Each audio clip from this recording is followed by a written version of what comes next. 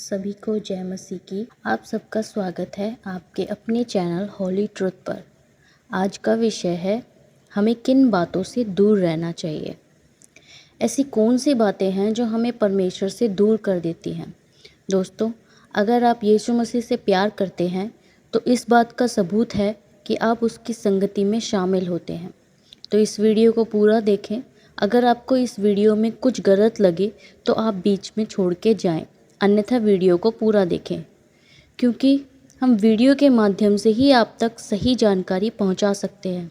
जैसे कि आप जानते हैं, झूठे मसीही और झूठे भविष्यद्वक्ता बहुत ज़्यादा बढ़ गए हैं, जिन्होंने लोगों को यीशु मसीह की सच्ची राहों से भटका दिया है।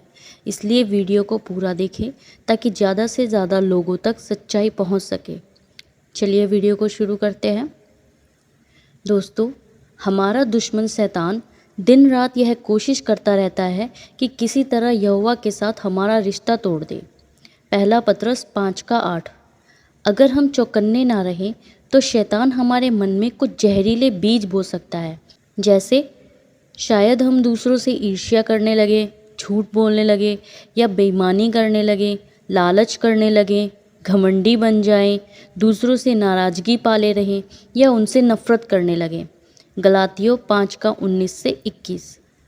जिन बातों से यहोवा के साथ हमारा रिश्ता खतरे में पड़ सकता है उनमें से कुछ हैं इश्कबाजी या फ्लर्ट करना, खूब शराब पीना, हद से ज़्यादा खाना पीना, चोट पहुंचाने वाली बातें कहना, मार धाड़ वाले कार्यक्रम या फिल्में देखना और गंदी तस्वीरें या वीडियो देखना।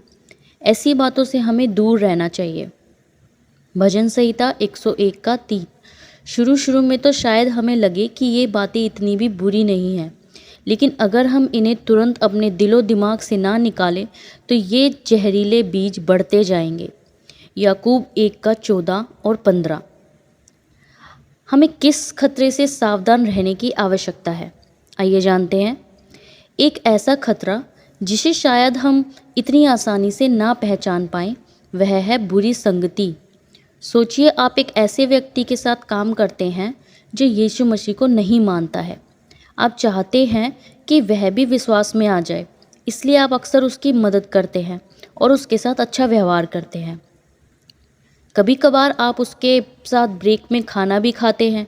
कुछ समय बाद आप आए दिन उसके साथ खाना खाने लगते हैं। फिर आप देखते हैं कि कभी कभी वह अनैतिक कामों के बारे में बात करता है। पहले तो आप उसकी बातों पर कोई ध्यान नहीं देते, लेकिन फिर आप ऐसी बातें सुनने के इतने आदी हो जाते हैं कि वे बातें अब आपको बुरी नहीं लगती। फिर एक दिन काम के बाद आपको शराब पीने के लिए बुलाता है और आप मान जाते हैं। धीरे धीरे आप उसी की तरह सोचने लगते हैं। अब क्या आपको नहीं लगता कि कुछ ही समय में आप उसकी तरह काम भी करने लगेंगे? माना कि हमें लोगों के साथ अच्छा व्यवहार करना है और उनकी इज्जत करनी है, लेकिन हमें यह भी याद रखना है कि हम जिनके साथ वक्त बिताते हैं हम उन्हीं के जैसे बन जाते हैं। पहला कुरिन्थियों 15:33। इसलिए ये कितना ज़रूरी है कि हम यीशु की बात याद रखें और खुद पर ध्यान देते रहें। तब हम ऐसे लोगों के साथ बेवजह वक्त नहीं बिताएंगे जो यहोवा की आज्ञाओं को नहीं मानते, क्योंकि हम जानते हैं कि ऐसा करना बहुत खतरनाक हो सकता है। दूसरा कुरिन्थियों 6:15। बाइबल में ऐसे हर एक बातों के बारे में नहीं बताया गया है जिससे यहोवा के साथ हमारी दोस्ती खतरे में पड़ सकती है। इसलिए कई बार हमें खुद तय करना होता है कि हम क्या करेंगे और क्या नहीं।